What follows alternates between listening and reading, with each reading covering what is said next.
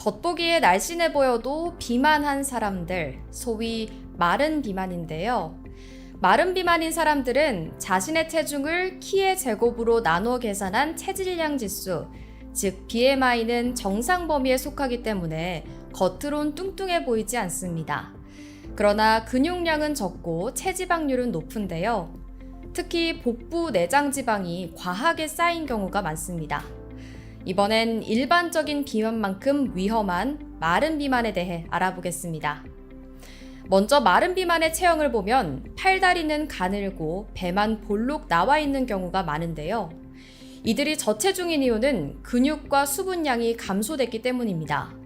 체격에 비해 근육량이 떨어지면 복부 쪽이 문제가 됩니다.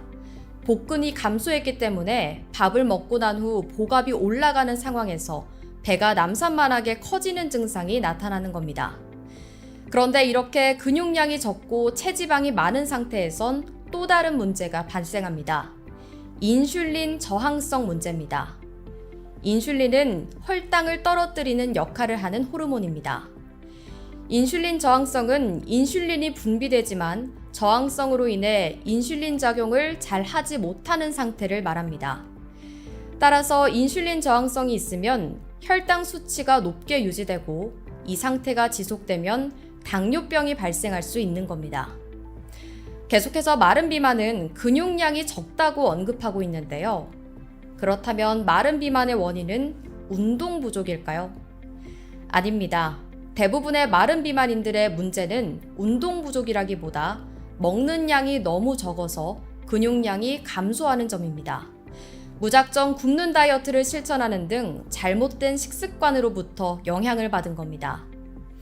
그럼 마른 비만인들이 근육량을 늘리려면 어떻게 해야 할까요? 근육량이 상당히 감소된 상황에서 마른 비만인이 근육량을 회복하려면 근력 운동을 해야 하는 게 아니라 많이 먹어야 합니다.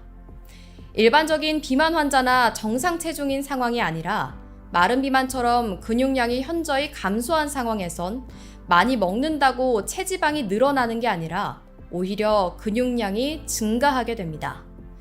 단 단백질 섭취량을 늘리는 게 아니라 탄수화물 섭취량을 늘려야 근육량이 늘어날 수 있습니다.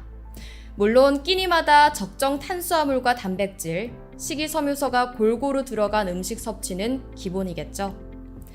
겉보기엔 말라 보이는 마른 비만, 하지만 마른 비만이라면 당뇨병 발생 가능성을 주시해야 합니다. 또 근육량을 회복하기 위해 무엇보다 탄수화물을 충분히 섭취해야 한다는 점 명심하셔야 합니다.